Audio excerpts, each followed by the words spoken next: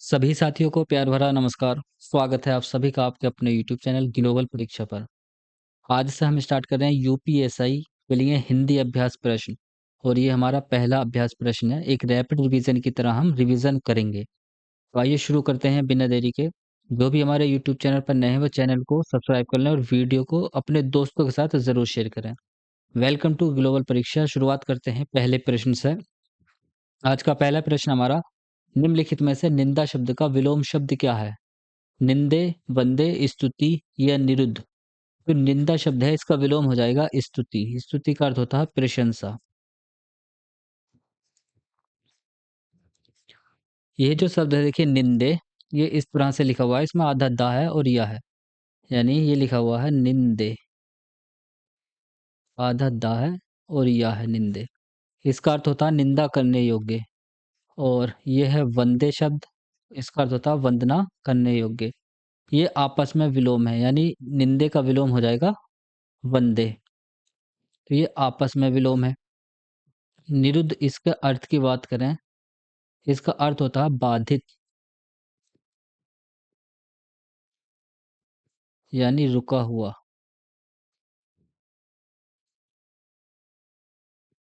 और इसका विलोम बन जाएगा अनिरुद्ध,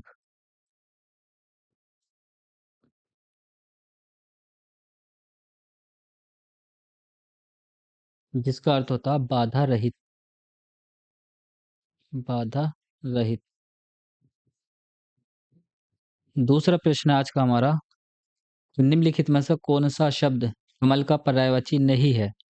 नीरज, उत्पल, अरविंद, वारिद। तो यहाँ पर नीरज कमल का है, उत्पल कमल का है, अरविंद भी कमल का है और वारिद ये बादल का पर्यायवाची है। देखिए, जब पानी के पर्याय में, पानी के पर्याय यानी पर्यायवाची शब्द में आपको जा लगा हुआ मिल जाए, तब वह बनता है कमल का पर्यायवाची। वह सारे के सारे कमल के पर्याय होंगे जहाँ पर पानी के पर्याय में आपको जा वड़ मिला हुआ मिले। और अगर पानी के पर्याय में आपको दावड़ मिले तो ये बनते हैं बादल के, बादल के पर्याय। जैसे जलज, इसका अर्थ हो जाएगा कमल। और जैसे जलद, तो इसका अर्थ हो जाएगा बादल। अब यहाँ पर देखिए वारी होता है पानी और इसमें द वड़ है, तो ये वारिद किसका हो जाएगा? बादल का हो जाएगा। बादल। तीसरा प्रश्न देखते हैं, समास के पदों को अलग अलग करने को क्या कहा जाता है? विच्छेद, बदलाव, विग्रह या विभक्ति। तो आप जानते हैं समास विग्रह पूरा नाम हम लेते हैं तो इसका अर्थ हो जाएगा विग्रह। इसका क्या मतलब है? तो देखिए जैसे हम, ये है शब्द राजा का कुमार, यानी जब दो या दो से अधिक शब्द मिलकर एक नवीन शब्द बनाएं तो वहां पर समास होता है। तो राजा का कुमार से बनेगा राजकुमार, एक नया शब्द राजकुमार। तो ये जो शब्द बना इसको हम बोलेंगे समस्त पद या सामासिक पद। समास से बनने वाला शब्द सामासिक पद। इस समस्त पद को जब अलग अलग करके लिखते हैं इस तरह से, इसी को कहते हैं विग्रह। और ये जो समस्त पद होता है इसके दो भाग होते हैं। पहला वाला कहलाता है पूर्व पद और दूसरा कहलाता है उत्तर पद। तो यहाँ पर देखिए आपको चार चीजें देखने को मिली, एक विग्रह, एक पूर्व पद, एक उत्तर पद और एक समस्त पद। ये चारों ही समास के अंग कहलाते हैं। समास के अंग या अवयव कितने होते हैं? चार होते हैं, जो हमने बात की है विग्रह, पूर्व पद, उत्तर पद और समस्त पद की। अगला प्रश्न चौथे नंबर का, देशभक्ति में कौन सा समास है? वैवाहिक समास, द्वंद्व समास, द्विगु समास, तत्पुरुष समास। जो समस्त पद है इसका देखिए विग्रह करके देखेंगे तो इसका विग्रह होगा देश के लिए भक्ति। देश के लिए भक्ति। तो देखिए जब हम समस्त पद का विग्रह करें और उसमें हमें इस प्रकार से कारक चिन्ह देखने को मिले, जैसे यहाँ पर कारक चिन्ह है के लिए, तो जहाँ पर भी आपको कारक चिन्ह देखने को मिला है वहाँ पर आंखें मीच कर तत्पुरुष समास हमें मारना है। तो इसका सही आंसर हो जाएगा तत्पुरुष समास यानी 4 का डी आंसर हमारा सही हो जाएगा। अगला प्रश्न 5वें नंबर का देखते हैं कि लिपि चिन्हों के क्रमबद्ध समूह को क्या कहते हैं? अक्षर, वर्ण, वर्ण समूह या वर्णमाला? लिपि चिन्ह का अर्थ क्या होता है? सबसे पहले तो यही जान लेते हैं। लिपि चिन्ह, लिपि चिन्ह वर्ण का ही दूसरा नाम है, यानी वर्ण को ही हम क्या कहते हैं? लिपि चिन्ह कहते हैं। तो कहीं भी आपको वर्णों के क्रमबद्ध समूह को पूछे या लिपि चिन्हों के क्रमबद्ध समूह को पूछे, तो उसका सही आंसर होगा वर्णमाला। वर्णमाला की परिभाषा के लिए एक देखिए क्रमबद्ध और व्यवस्थित शब्द का होना बहुत ही ज़रूरी है। यानी या तो लिपि चिन्हों का क्रमबद्ध समूह कहेगा या लिपि चिन्हों का व्यवस्थित समूह कहेगा। तो उसे कहते हैं हम वर्णमाला। अगला प्रश्न 6 नंबर का, अत्यधिक में कौन-सी संधि है? अयादि संधि, गुण संधि, वृद्धि संधि या यड़ संधि? तो यहाँ पर अत्यधिक, ये जो शब्द बना है, ये बना है अति प्लस अधिक से। यहाँ से देखिए ई और यहाँ से आ मिला है। ई का यहाँ पर या बनेगा और इसको आ पूरा कर देगा या में। तो यहाँ पर जो शब्द बचा था वो बचा था अत और या हमारा ये है ही और इधर बचा धिक।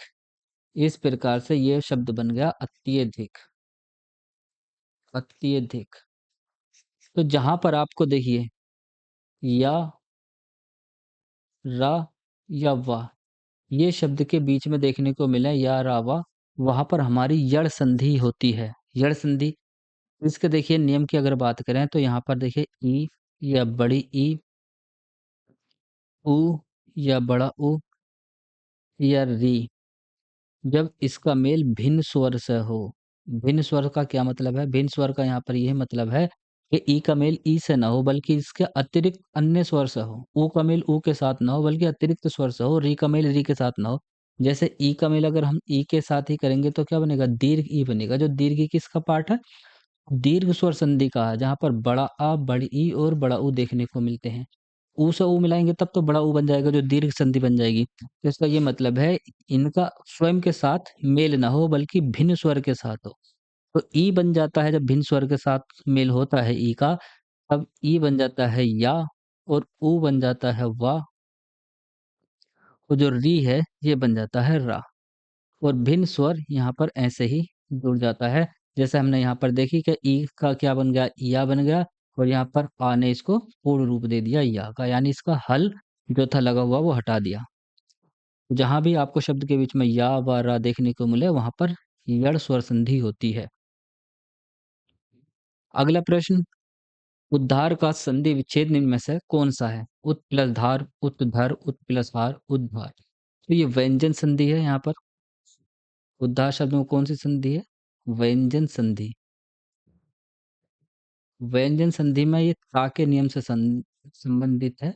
जहाँ पर भी देखिए ता का जो मेल है वो हा के साथ अगर हो रहा हो, तो ता का तो बन जाता है दा और हा का बन जाता है धा। इस प्रकार से ये शब्द उत प्लस हार से मिलकर बना है उद्धार। ठीक? उद्धार का संधि विच्छेद हो जाएगा उत प्लस हार। अगला प्रश्न, युग्म वारिज वारिद का अर्थ व्यक्त करता है, यानी हमें वारिज और वारिद का अर्थ देखने हैं। देखिए ये वारी जो शब्द है इसका अर्थ होता है पानी। अब पानी के साथ जब आपको जा मिले बन जाता है, मैंने अभी आपको पीछे बताया था कमल का पर्याय। और जब पानी के साथ आपको दा मिले बन जाता है बादल का पर्याय। अब यहाँ पर पहले जा है फिर बाद में दा, तो पहले कमल का बनेगा बाद में बादल का, यानी हमारा ऑप्शन सी यहाँ पर सही हो जाएगा। 8वें नंबर का प्रश्न।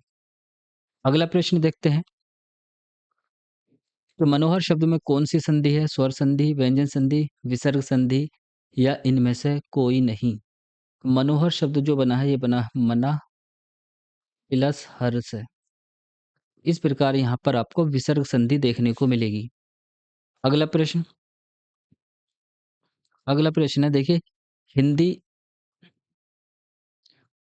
हिंदी वर्णमाला में कुल वर्ण हैं 50, 52, 53 या 54। तो हिंदी वर्णमाला में जो कुल वर्ण हैं वो हैं 52 यानी 52।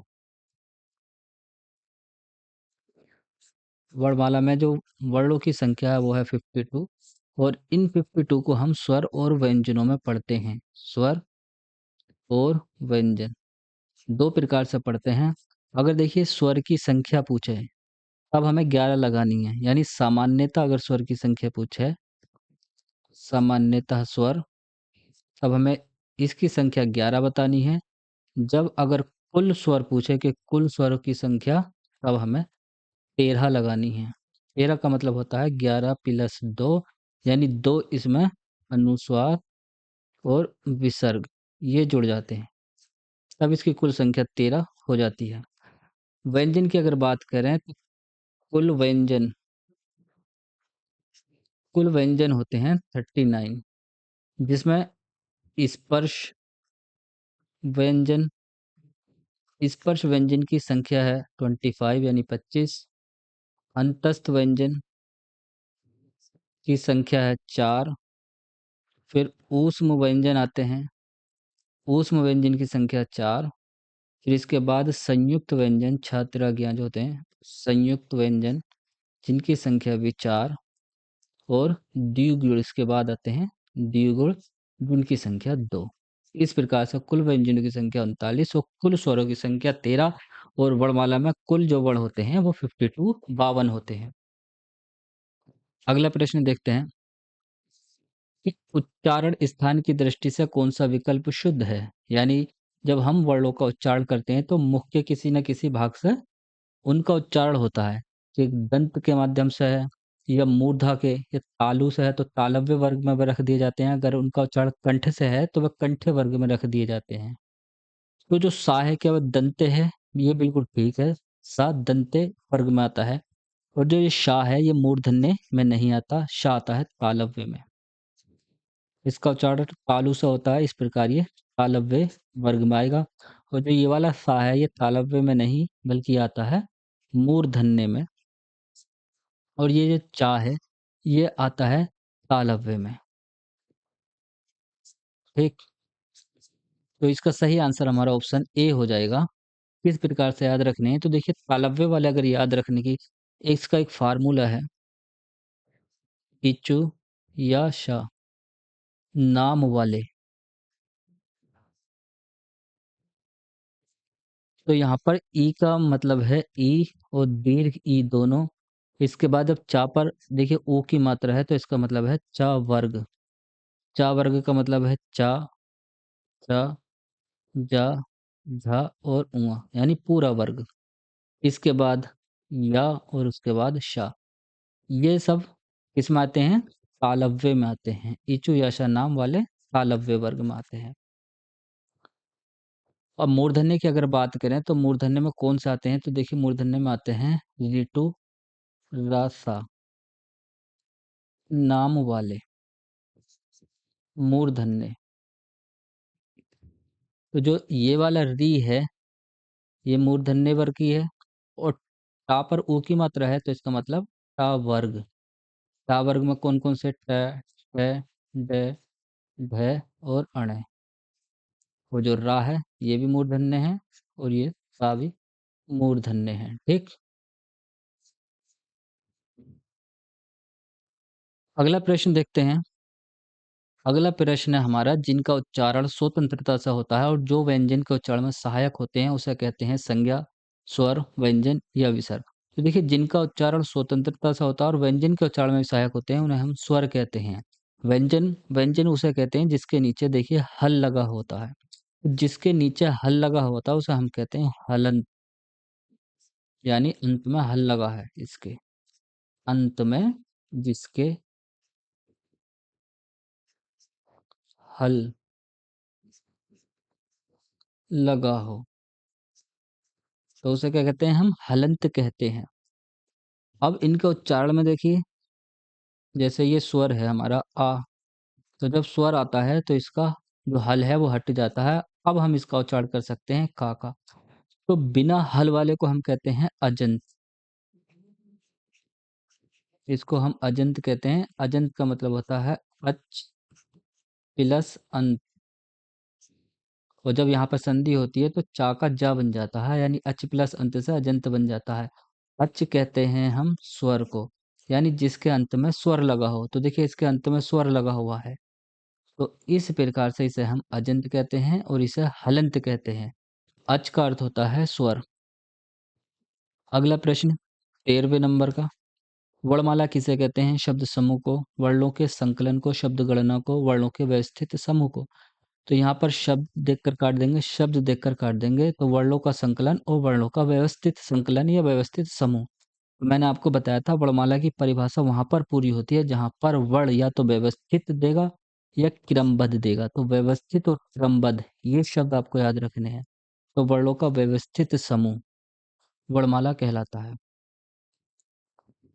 अगला प्रश्न अगला प्रश्न यहाँ पर है हमारा 14वें नंबर का, क्योंकि अभी हमने यहाँ पर 13वां देखा, 14वें नंबर का है, जिस पर आक्रमण हो वाक्यांश के लिए उचित शब्द चुने। आक्रमण, आक्रामक, आक्रांत या आत्मघाती। जिस पर आक्रमण है उसे हम कहते हैं आक्रांत, और आक्रामक या आक्रांता, आक्रांता इसका अर्थ होता है आक्रमण करने वाला, आक्रमण करने वाला। इसको हम आक्रामक या आक्रांता कहते हैं, और आक्रांतकर्ता जिस पर आक्रमण हो। ठीक। अगला प्रश्न, पृथ्वी शब्द का विलोम शब्द बताइए। पाताल, आकाश, गोचर या लौकिक। पृथ्वी शब्द का विलोम हो जाएगा आकाश, और ये पाताल और आकाश ये आपस में विलोम है, आपस में विलोम। यानी अगर आकाश का विलोम पूछे तो पाताल, पाताल का पूछे तो आकाश। यहाँ पर पृथ्वी का पूछा तो उसकी क्या हो जाएगा? आकाश। गोचर का विलोम, इसका विलोम हो जाएगा अगोचर। अगोचर का अर्थ क्या होता है? इसका अर्थ होता है इंद्रियातीत, इंद्रियातीत यानी इंद्रियों से परे, यानी जिसका हम अनुभव इंद्रियों के माध्यम से ना कर पाए उसे हम अगोचर कहते हैं। लौकिक का अर्थ होता है सांसारिक, सांसारिक यानी लोक, लोक का अर्थ होता है संसार, और इसमें इक प्रत्यय जब जुड़ा है तो इस पर जो छोटे ओ की मात्रा थी वो बड़े ओ में बदल गई और ये बन गया लौकिक यानी संसारिक। तो ये थी आज की हमारी वीडियो, आशा करता हूँ आपको पसंद आई होगी। इसे अपने दोस्तों के साथ ज़रूर शेयर करें। ये हिंदी प्रैक्टिस सेट हमारा 1 था, जो यूपीएसआई के लिए हमने एक रैपिड रिवीजन के तौर पर शुरुआत की है। तो अभ्यास प्रश्न हमने पहला देख लिया है आज। ठीक, तो आज के लिए इतना ही। वीडियो को अपने दोस्तों के साथ ज़रूर शेयर करें। प्रश्नों की संख्या देखिए हम आगे